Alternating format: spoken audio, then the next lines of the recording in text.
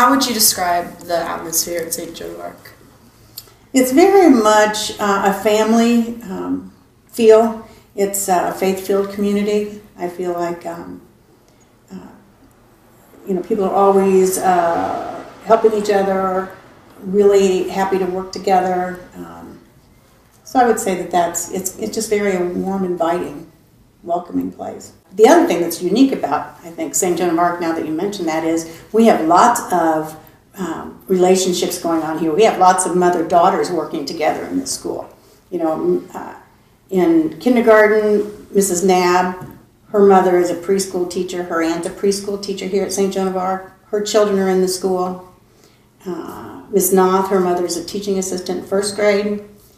We just, we just have such a great community that way, and that we're all kind of right there for each other, and we have the opportunity of working with our relatives, and that's a good thing.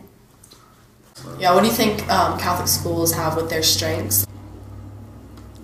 In order to teach the whole child, you have to include, personally, you have to include the spiritual piece. And so that's what we can do in a Catholic school, is we're able to, educate the whole child. We're able to take the heart and the soul and the brain and work with all.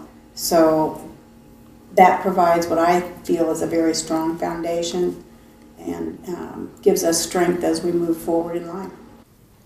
What are some of the faith initiatives that are important to St. Joan of Arc School? One of the things with the Leader in Me program that was important is because we are a Catholic school, we wanted to make sure that we integrated our Catholic identity within that Leader in Me program. So that's why we first looked at the Beatitudes, the 8 Beatitudes, and see how they connected with these 8 habits of highly effective people. And so that was kind of our foundation to do that. We,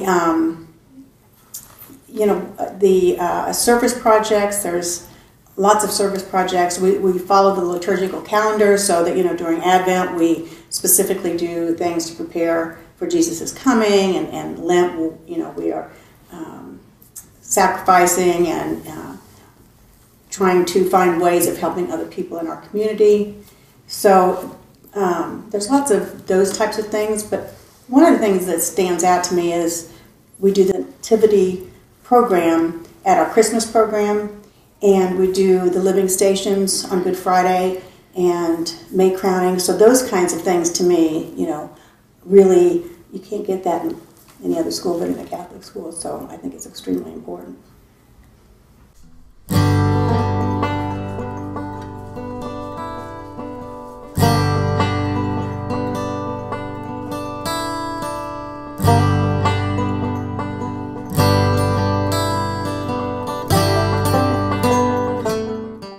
Well, as a parent, one of the reasons my husband and I decided on St. Joan of Arc is because I think it's really the best of all worlds. We have really rigorous academic standards, but in addition to that, I think, it has this really rich culture of diversity, and that has been really important to me, not only as an educator, but as a parent for my own children. I grew up in Catholic schools, but there wasn't a lot of diversity where I went to school, and I think that is really invaluable for my own kids to experience. So I also really love that our school is small, and coming from a school where I had class sizes of 38 to 40 kids, I think it's amazing to have the one-on-one time and the small size classes to be able to really meet our students' needs and to help them how we need to.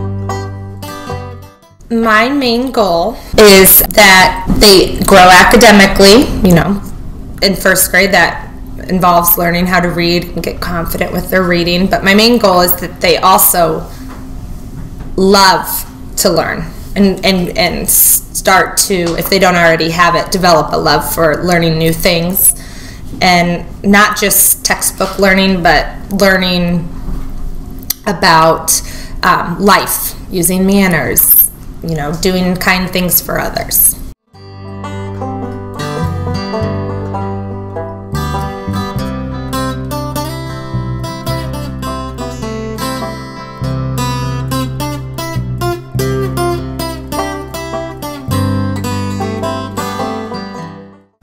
Can you explain to us what the buddy system is? Well, the buddy system is when the 8th grade class partners up and sets good examples and watches over the kindergartners. And we do different varieties of projects and activities with them. And we try to set a good example for them so they can look up to somebody.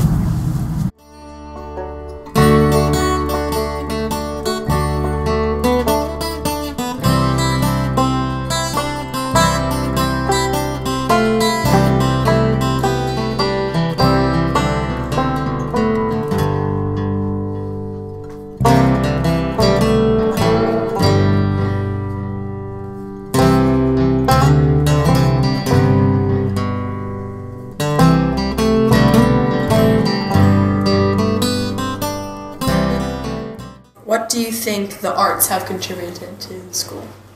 We started a fundraiser called Growing the Arts, and we had it in somebody's house one summer, and we sold some of the kids' artwork, and people donated, and so we raised some money, and then each year that Growing the Arts fundraiser has become bigger and bigger, and we've been able to provide musical instruments to start a band.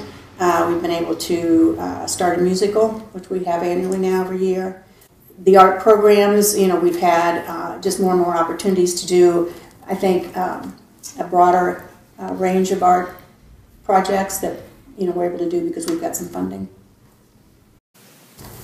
How do you think the Leader in Me program helps the children? Well, we used to train our 8th graders in a program called 7 Habits of Highly Effective Teens. And I thought that was a great program. It used the 7 habits. And then it kind of became a bigger program so that you could actually include kindergarten or preschool all through 8 years. And so that's the Leader in Me program.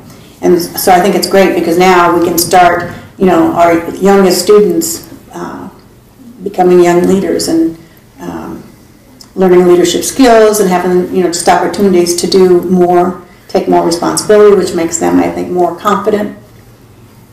How do you teach the habits to the first graders? Well, we do have a workbook that helps them kind of think about the habits in their own personal life outside of school and kind of just takes them through into a deeper learning of all the habits. But the main way I do it is by using the language daily and pointing out the times when they're using the habits, or pointing out a time where it's a learning experience where they can look back at it and say, if I was being proactive, I would have done this instead. An example is, when they forget their homework folder and they say, my mom forgot to put it in my book bag. I always say, stop. Who forgot to put it? Let's be proactive. So I think the best way that or the main way I teach the habits is through just using the language and using examples. What is your favorite habit to teach to the students? Oh, habits. I really like to. Probably my favorite one is begin with the end in mind, because I think that sort of wraps up our overall goal. Being the 8th grade teacher, the end in mind is moving on and getting accepted into the high school you want to be attending. And so if we can sort of teach that, and along with that being proactive and giving students tools to get to that point, to be able to see the end ahead of time, I think that over time they will be more successful. Well, I think the first one that comes to mind is number 8, which we don't talk a whole lot about, but find your voice. I think that's in the end what we're trying to, to get all of you kids to do, because we're going to need you. You're our future. So. I chose Synergize because I like the idea of team together, everyone achieves more, and I feel like as a group you can get things done faster and you can do bigger things. So in first grade, definitely the one you'll hear me say the most, and the one I stress and think is most important for these kids to learn is to be proactive. Start taking a little more ownership. It's amazing what they're capable of if they just try. So be proactive is my go-to in first grade. Seek first to understand, then to be understood. Like saying you are seeking out to others and you are listening to them, and then you say what you have to say. Basically, like say it like they said something but you don't agree, but you try to keep it going, just trying to keep it try to keep away from like disagreeing with them and not saying it's wrong or right. Be proactive, and it is important to do things without having to be told, and it's also being a leader by showing all of the habits, and being proactive helps you accomplish tasks easier and faster.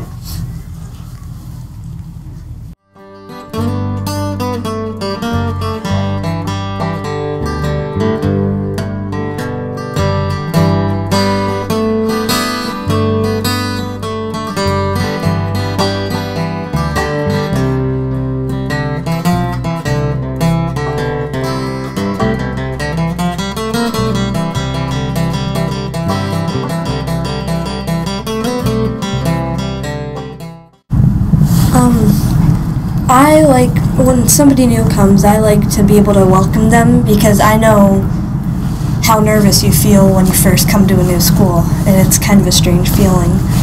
And I like to help people get over that fast so they can just feel welcome and comforted at the new school.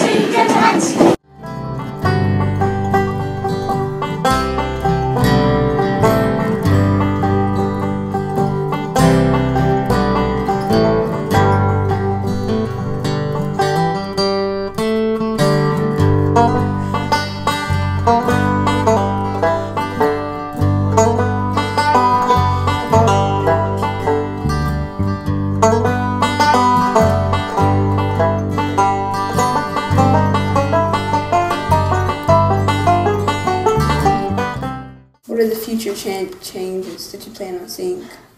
Well, I think, because of our growth, our student population growth, this summer they're going to be building 2 new classrooms upstairs here. And the following summer we'll probably have to add an additional 2 classrooms on the lower level. We, having to kind of move people around and classrooms around so that we can provide, for everybody. We have the vision of our school is to build, as Father Guy says, is to break the mold of the traditional Catholic school, and prepare young leaders for the future, the 21st century, and in many ways, that we want them to be faith-based. We want them to academically excel. So I think that those things just will continue to grow. The future is great. What would you say is the most fulfilling moment that you've had as principal here? I think when I walk in and I see the teachers engaged with the students and and there's excitement, and that to me is fulfilling. That's what it's all about.